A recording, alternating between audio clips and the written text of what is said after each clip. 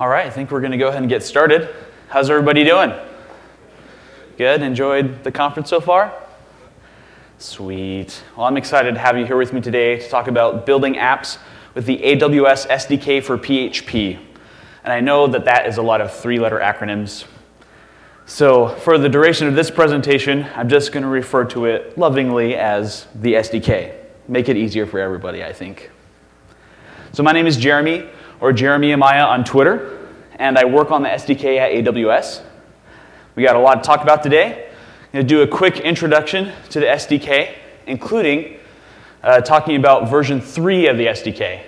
If you're unaware of the fact that we have a version 3, it's because it is fairly new. It's still in beta. We launched it about a month ago, so we're working on getting that towards a stable release. But I want to show you off some of the new features to you today, so give you a heads up of what it's going to look like. After that, we're going to build an application using the SDK and kind of go off on a lot of tangents as we do that, so you can see some of the SDK features in action. And then third, I'm going to demonstrate a few of the more advanced features of the SDK as we walk through a script that's somewhat related to the application we're going to build. If you want to tweet about something that you hear in the presentation today, please use the conference PHP or the conference reinvent hashtag. In addition, use the PHP hashtag. That way I can find your tweets later and reply to you or retweet you or something like that. And if you are unaware, we have an official Twitter account for the SDK, and that's AWS for PHP. So make sure to follow us there, because that's one of the best ways that you can stay up to date with everything that we're doing. So how many of you have used the PHP SDK any version before? And how many of you have not? That's a easier count. Okay, so I don't feel bad showing you the basic way to use the SDK. So if you've used the SDK before, bear with me here. But the SDK, the basic usage is fairly simple. There is a client object in the SDK that corresponds to every service that we support for AWS. So in this case, this code sample is for using the EC2 client. You call the factory method and pass in an array of configuration options to instantiate it. And then you can use the methods on that client object to execute the operations of the actual service. And so the methods on the client correspond one-to-one to the operations available in that service. When you call a method, you pass in an array of parameters. Those, again, map straight to the parameters of the actual API. And those are all documented in the PHP SDK's API documentation. And now, version 3 of the SDK. I actually wanted like fireworks to shoot off each side of the stage here, but no one was really on board with that, so I had to let it go. Version 3 of the SDK is pretty exciting to me. That might just be because I've been working on it for the past few months, but I do think it's pretty cool. The new version is based off of version 5 of the Guzzle library. If you're using version 2 of the SDK, you'd know that it's based on Guzzle 3. So we're going 2 major versions up and getting all of the cool features that have been added to Guzzle in version 3 of the SDK. We're also going to require PHP version 5.4 or higher, so we can take advantage of things like traits and all the cool things that PHP's added in relation to callables and closures, short array syntax, all that stuff. Version 3 of the SDK will have improved performance. It'll have a smaller and leaner code base, and it will actually follow the semantic versioning spec. So if you're using Composer with the SDK, that should be a big win for you. You don't have to think about the number very much. And of course, there's new features. Before I get to that, though, I wanted to talk briefly about the performance. So we did some tests internally for ourselves to make sure that what we were doing with the SDK was actually beneficial in terms of performance. So what we did is we booted up a C3 extra large instance and created a script that works with the Amazon DynamoDB service and executes 1,000 get item requests one after another. So in version 2 of the SDK, that takes on average about 5.8 seconds to complete. In version 3, 4.5 seconds. So over a second difference there. Then we did the same test again, but we did all those 1,000 requests concurrently. We saw even a bigger difference there. Version 2, that takes on average 2.6 seconds, and version 3, on average 1 second. That's pretty impressive to me because that's basically 1 millisecond per request on average. So that's pretty cool. Now, who used version 1 of the SDK and then transitioned to version 2? Who went through that? So a few people. So I want you to rest assured a little bit that we're not actually changing everything again. Version 3 of the SDK actually is very similar to version 2. And the basic usage is almost exactly the same. So going back to that EC2 code sample earlier, this is how you do it in version 2 of the SDK. And this is how you do it in version 3 of the SDK. The only difference is that we now require you to provide the API version when you instantiate the SDK. And the reason we do that is to help you and us maintain backward compatibility with your code, even though service APIs may change in the future. So that's really built in to protect you from changes going forward. And now the new features, right? So one of the coolest new features in version 3 of the SDK is the ability to do asynchronous requests. I'm going to show you some examples of that in just a few minutes, so I'm not going to go too much in depth on that right now. Version 3 of the SDK also supports custom HTTP adapters. So effectively what that means is that curl is no longer required to use the SDK. There is a PHP stream wrapper implementation that you can use with the SDK if you don't have access to curl. But curl is still the default because it provides the most functionality out of the box. It also makes it possible to implement custom adapters. And I think there's someone in the community right now that's working on one that integrates with React PHP library.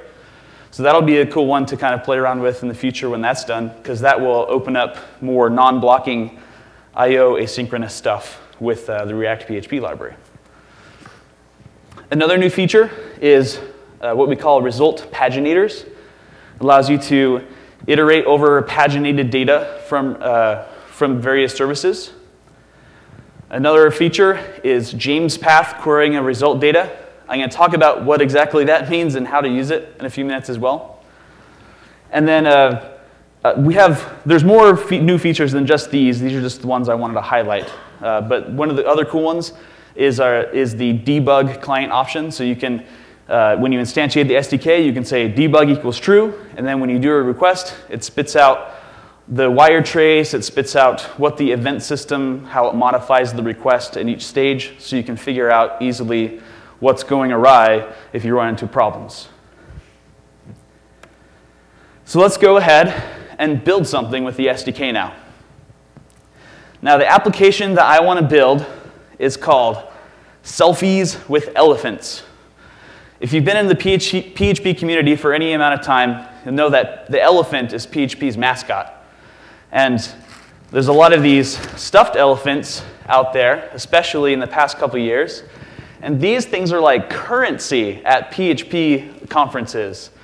And some of them, the purple one's the newest one, but if you happen to have a blue one or a pink one, you should consider yourself pretty lucky because those ones are really rare at this point. So I want to build an application so I can share my selfies with my elephants. This is my little collection right here, my little rainbow of elephants. And this application is going to be pretty simple.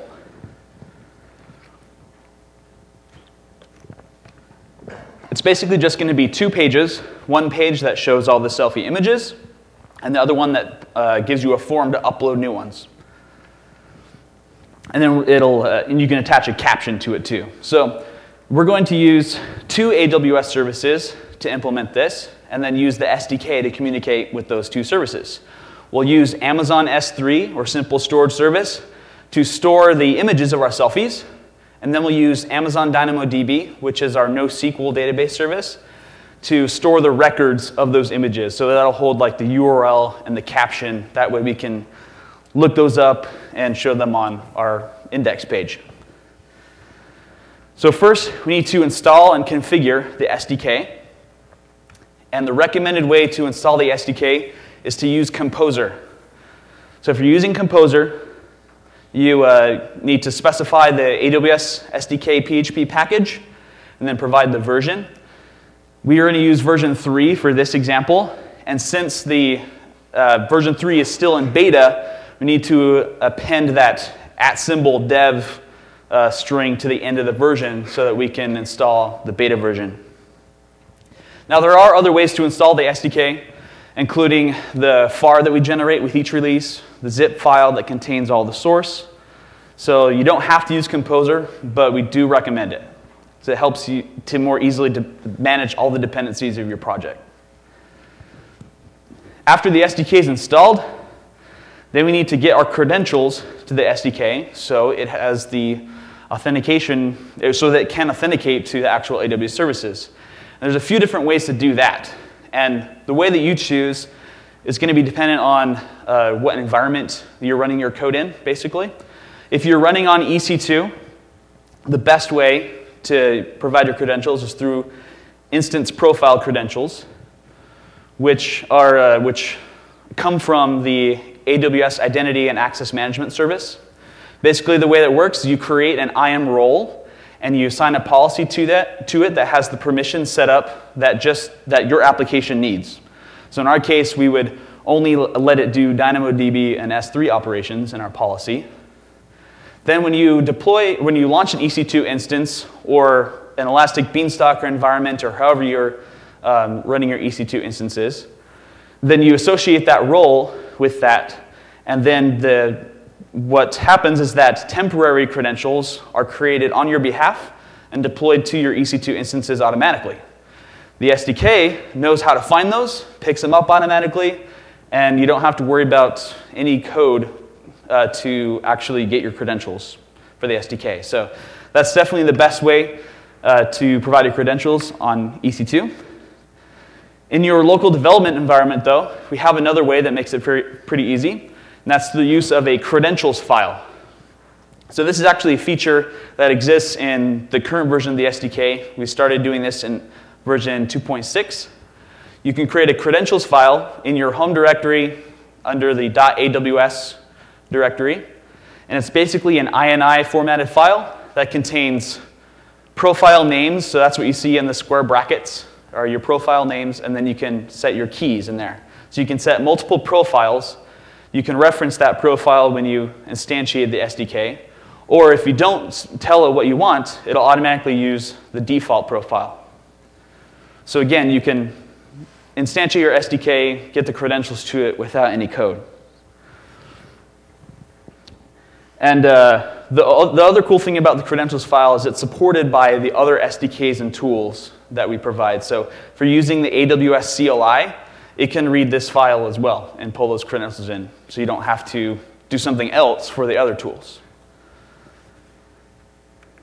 Another way is through environment variables. You can export your keys into environment variables. The SDK will pick those up. And finally, you can explicitly provide them, which is something that we warn against because we don't want you to commit your credentials into your source code repository. And I'm sure you don't either, but we definitely don't want you to do that. So one of the main reasons why you're still able to do this, though, is because when you're using something like AWS Security Token Service, you're generating credentials through the API, and then you have to assign them to your client so you can actually use it. So there is a use case for it, but don't hard code your credentials. Okay, so the SDK setup, let's set up our AWS resources that we need for this application. We are going to set up an S3 bucket and a DynamoDB table. The S3 bucket will store our selfie images. The DynamoDB table will hold the information about the records of those, URLs and captions. So let's say in my code I had a little setup script that did this. The SDK code required would look something along these lines. And a lot of the code samples I'm doing are not fully complete. As you can see, I have an ellipsis right there because I don't want to actually write out all those parameters on the slide. I don't think that would actually be all that beneficial for you. But I did want to get the basic structure up there. So to create a bucket, you can call the createBucket method of the S3 client. And then that second line says, S3, wait until bucket exists. This is using a feature of the SDK called Waiters. With the DynamoDB part, where again we're creating the table and we're calling wait until table exists. So the waiters feature in the SDK allows you to pull resources until they're in a desired state. So basically, the script will stop there and do kind of a sleep and loop until that resource is available. So that's important, especially if you have a script where you create something, then you want to immediately edit it or add something to it. A lot of operations in AWS are asynchronous in nature or eventually consistent in nature. So if you try to create a Dynamo table and then try to put an item into it right after you create it, it's probably going to give you an error because the table is not actually ready. So using those waiters is a way that you can set your script up so that it can just pause there until you can actually interface with that table without errors. So that's really all the code we need to make this script work. But I want to make it a little bit more fun. So let's make it asynchronous. I told you that version 3 of the SDK allows you to do asynchronous requests. And this is how you do it. For any operation, all you have to do is add an extra parameter that's the @ future equals true. And that'll turn the request into an asynchronous request. What it gives back to you, it returns back an object that we call a future result. It looks like a result. It has the same interface as a result object, but it actually does not have the data in it right away. The data will be delivered to it once that asynchronous request finishes. So you can execute that create table request asynchronously and do other things while the data is coming back. Once you reference the result object, though, one of two things could happen. If that asynchronous result is done, then that data will be there and it just acts like a normal result object. If it's not complete, then at that point is where your script will block and wait until the data gets delivered. So that's how the future results work. You can also execute waiters asynchronously. So the bottom line is how we did our waiter before, wait until method. But you can call the getWaiter method and give it the name. And that will return you a waiter object. And it will do all the waiting asynchronously in the background. You can do other things while you're waiting. If at any time you want to actually wait synchronously, you can just call the wait method. Now there's another way that you can interact with asynchronous requests, which is going to be a lot more robust if you're doing a lot of asynchronous work, and that's through the Promises API. This is not something that we invented. This is actually a spec called the Promises A+ spec. And if you've worked with JavaScript a lot, you'll see an interface exactly like this. Worked with things like Scala and some other languages. They follow the same specification. And the way that we're implementing this is we're using another PHP library called React Promise. So check that out if you've never heard of that. But what promises allow you to do, the first line is just like with the future result. So you call the operation with future equals true, you get back the future result. Then you use the then method to interact with the Promise API. That allows you to specify callbacks. So there's 3 callbacks there: onFulfilled, onRejected, onProgress. So that first callback is what will get executed once the asynchronous request is finished. Second one, what happens if there's an error. And the third one allows you to get information about the request as it's in flight. So you can hook up to any of those. So putting all of that asynchronous stuff together can make our script even cooler.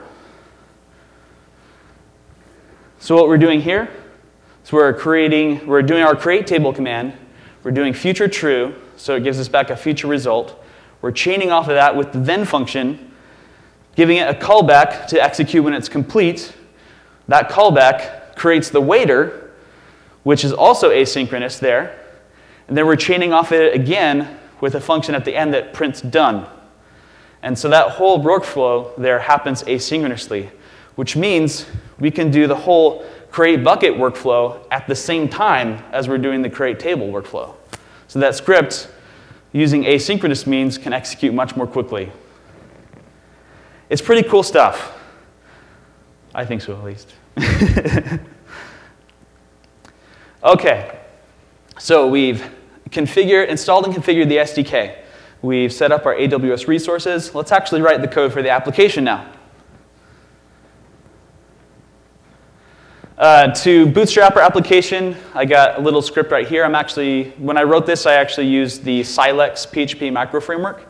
The reason I chose that one is because it kind of just stays out of your way. It basically provides some routing mechanisms, and then we can fill in all the application logic ourselves. So here I'm starting the Silex application. I'm instantiating the SDK. Version 3 has an AWS SDK class that's kind of like the base class of the SDK, and it basically acts as a client object factory. So you can set global settings there and then get the client objects for the services from that object. So let's look at the different routes we're going to define. We have one for our index page that shows our selfie images. And for that one, we're going to be using the DynamoDB client. So we get that from our AWS SDK object, and we call the query operation to get back a list of those selfie records which have the URL and the caption, so we can pull those items out, pass them along into our view.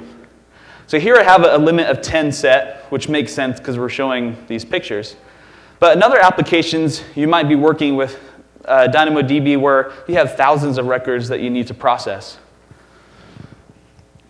When you work with that amount of data, most AWS operations that list or describe data are paginated in nature. And what makes that sometimes difficult to work with is that you have to know how the pagination works for that service. There's usually some kind of marker or token value you get back from the response. You have to pass that in to another request to get the next page of data and keep doing that over and over again. So in the SDK, we have a mechanism called paginators, which encapsulate all that for you. So if you were doing a lot of records, you could call the getPaginator method, give it the operation, query, and what you get back there is the paginator object, which is basically an iterator of result objects. Then you can loop over that and handle each page of results however you want. They also have a cool method called search, which allows you to apply a JMESPath expression, which I'll show you some more in just a second. So paginators, again, they enumerate result objects. They abstract those markers and tokens so you don't have to handle them yourselves. It implements the iterator interface, so it's compatible with other iterator classes in PHP. And you can use JMESPath expressions to aggregate and filter out data from your results. So why are paginators cool? Well, it certainly cleans up your code a little bit. So on the left column, you'll see we're doing an S3 list objects operation using a paginator. And then on the right side is without a paginator.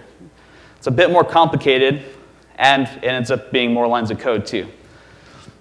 So paginators can really help kind of clear up your code and not make you have to deal with some of the API parts that you shouldn't have to deal with, I think. So JMESPath, I've been talking about this, but I haven't really told you what it is yet.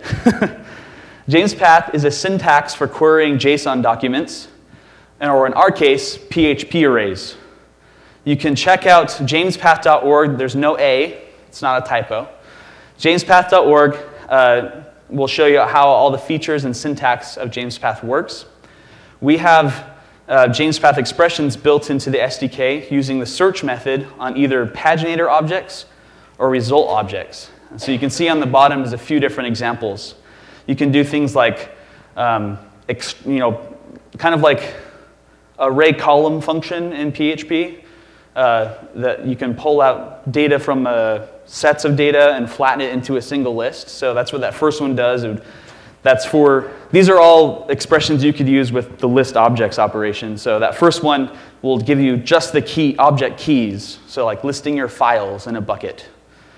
The second one uses a comma to do an AND expression, and that's listing your directories and your keys from your bucket. You can do that easily.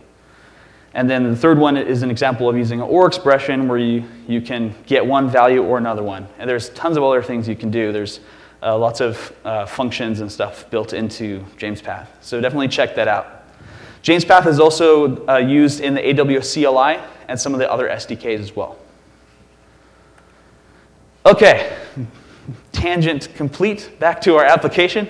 The upload route to display the form, that one's really boring. So we'll skip to the post-processing of that upload route, where we actually need to handle the upload. So there will be some framework-specific stuff to extract the data out of the request. But the two things that we're worried about doing with the SDK are uploading the image and saving the image data to DynamoDB. So first, we upload the image. We get our S3 client from our AWS SDK object. We can call the put object operation and specify the parameters that we need to upload the object. In the SDK, we have a special method called upload, which is helpful in S3 because sometimes, well, there's two ways you can upload objects. There's put object, which is a single upload. But for larger objects, there's a whole set of multipart upload APIs that you can use to upload things in chunks. So what the upload method does is it looks at the file that you're uploading, and if it's beyond a certain threshold, it says, oh, you know what? I want to use multipart operations instead of put object. It makes that decision for you, and it manages that upload for you either way. So if you're doing a lot of uploads with S3, this method will be your best friend because it means you don't really have to worry about how big it is.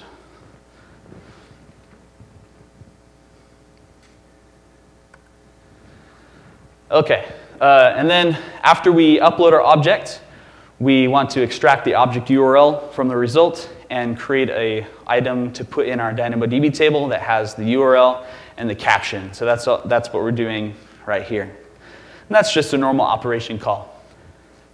So with that, we are pretty much done with our application there. So nice work.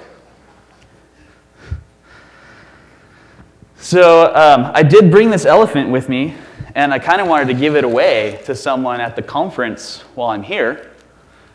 Put your hand down. You have to work for this. So I'm going to do a little raffle, and the way that you enter the raffle is you need to write some code that uses version 3 of the SDK. It doesn't have to be anything complex, just uses the SDK. Then you can either tweet at our Twitter account with a link to that code, or you can come visit us in the booth and show us, and we'll enter you into the drawing, and we'll draw a winner on Friday, and I'll come find you and give you this lovely purple elephant. So, sound good? Oh yeah, this purple elephant, like I said, it's one of the newest ones. It's produced by the PHP Women organization. If you've never heard of them, you should definitely check out phpwomen.org and see what they're all about. This was a fundraiser project for them. So let's do something really fun now. I wanted to get to some of those advanced features. So let's say there is a hypothetical situation here where we want to take our resources from our Selfie app, that bucket and our DynamoDB table, and copy all the data from our application to a new bucket and DynamoDB table. The workflow for that kind of process is basically, you read the records from the old table, you copy the images from the old to the new bucket, kind of like a dance, and then you write the records to the new table. And you just repeat all of that until all the records have been handled. So I made a flowchart for that, of course, because I like flowcharts. And then we want to do this the most efficient way as possible, of course. So again, in the flowchart, we have scanning for the objects, copying the old images to the new bucket. And we're going to use a queue so that we can batch write those new records to the DynamoDB table. So I'll show you how that works too. So as we create the items after each copy image operation, we put it in the batch. When there's a full batch, that'll execute automatically and do those put item operations. Just keep going until we've consumed all of our selfie records from our old DynamoDB table. So let's split this up into different segments of code so that we can digest this a little bit better. So in step one, we're going to use a paginator, with the DynamoDB scan operation. This is similar to the one I showed you earlier with the query operation. I'm going to scan for the old records, and the paginator allows us to get an iterator for all of those so that they'll handle our looping for us. So the code for that, again, it's the same, pretty much the same as the query one. Call get paginator, give it this, tell the name of the scan operation, and then pass in the parameters that we want to use with the scan operation. And that gives us back that paginator object, which again acts like an iterator of result objects. In step 2, we'll set up our batching mechanism to upload the new items to our new DynamoDB table. And to do that, we're going to use a special class in the SDK called the DynamoDB WriteRequestBatch object. And this makes it very easy to handle those batch operations, because not only does it do the API calls for you, but it also handles errors that come back. So with DynamoDB, you have provisioned throughput, and if you try to send a batch of items that were such that you exceed your throughput, then it actually gives you an error and gives you all of the items that it didn't save because they were over your throughput limit. So the WriteRequestBatch object looks at that error, extracts those back out, and requeues them into the batch. So the cool thing about the object is that if you put something in the queue, it'll eventually get to DynamoDB no matter how hard DynamoDB tries to stop you. They don't try to stop you. Just need to turn your provision throughput up, I guess. But so we create the batch object, we put each of the records, and what that put method, the format for that is the same thing as you would put in a put item operation, just that same array structure. And then at the end, you need to call flush, because there might be items left over that didn't make it into a batch as you were going through. So that'll take care of the rest. All right, in step 3, we need to handle the copying of the images using the S3 client. And to do that, we're going to take advantage of the request pooling features of the SDK. So when you call S3 CopyObject, that executes a single CopyObject command right away. But you can call getCommand CopyObject. It gives you a command object that represents the request that you want to send, but it doesn't actually send it at that point. That way it allows you to mutate that command before you actually execute it. What we're going to do with that, though, is we're going to actually create multiple command objects, put them in an array, and then execute them all through the request pool so that they happen concurrently. But we're not going to create them explicitly like this. We're going to do it in style with a PHP 5.5 generator, because that's more fun. Who's used generators in PHP 5.5 before? Anybody? It's still kind of a new feature. Anything you can do with a generator, though, you can do without a generator using a normal iterator class. So there's nothing prohibiting you from doing this if you're not using PHP 5.5. But the way that a generator works is that it's a function that contains a yield command, or a yield statement. So about 3/4 of the way down, you'll see a yield statement there. And that function, because of that yield statement, when you call it, it returns a generator object, which behaves exactly like an iterator. And the body of the function, whatever that yield statement yields, is what gets emitted when you iterate over the object. So we're creating copy object commands, and then we're yielding them. So when we call this function, it will give us an iterator. We for each over that, and it'll give us those command objects one by one. And so we're going to pass that iterator into our execute all method. Instead of doing an array of commands, we're passing an iterator of commands, essentially. So that'll allow the request pooling mechanism to just keep reading off of that iterator as many commands as we need based off of our scan paginator. However many records there are, we'll create that many copy objects, and the SDK will execute those commands as fast as it can in the request pool. I also have a little comment there. It says attach event listener in step 4. So let's move on to step 4. So before we yield that command, we need to modify that command object so that we can attach some logic to create the new DynamoDB item that we put into our WriteRequestBatch from step 2. So to do that, we're going to use the event system of the SDK. You can call getEmitter on a command object. It returns you an event emitter. And then you can use the on method to attach an event listener. So we're on process. Process is the event that gets fired when a command is finished executing. On process, we're going to execute this callback. In the body of that callback, we're getting the result. We're extracting the object URL that we get back from the CopyObject method. And then we're using our WriteRequestBatch, putting it in there. So that happens every time a CopyObject command completes. It automatically adds a DynamoDB record into our queue that will go into our new table. Whew. Did you get all that? So I will be publishing the complete code for the application at some point. So when the slides are out, when the presentation is published, and when the code's published, you can come back and take a deeper look at this. But that's everything put together. If you want to see all the code together at once, it's actually not too much, but it all fits in there nicely and completes that whole workflow of copying all the selfie records. I'm waiting for him to finish his picture. Oh, there we go. So yay, we did it. All right. So that's basically all I have for you today. But I did want to go over just a couple things before I let you go. If you're wondering what the best way is to stay up to date with the SDK, then you should follow our AWS for PHP Twitter account.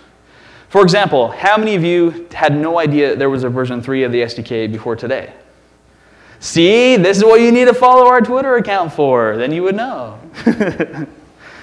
You can keep up to date with the releases of the SDK by going to our GitHub repo. If you go to our GitHub repo /releases, it lists every single release of the SDK, including a changelog. It also has the FAR and the zip file attached to it, so you can get everything right there. You can even do releases.atom, and GitHub will give you an atom feed of the releases. So that makes it even easier if you have that some kind of feed reader. You can find out exactly when each release happens. And then, of course, we have our blog, blogs at aws.amazon.com/php. We occasionally publish articles there to help you work with the SDK. If you need help, please let us know. Please ask questions. We're okay with that. We're on GitHub. If you go to our GitHub repo on our README, it has links to our documentation and everything else. We have our issue tracker.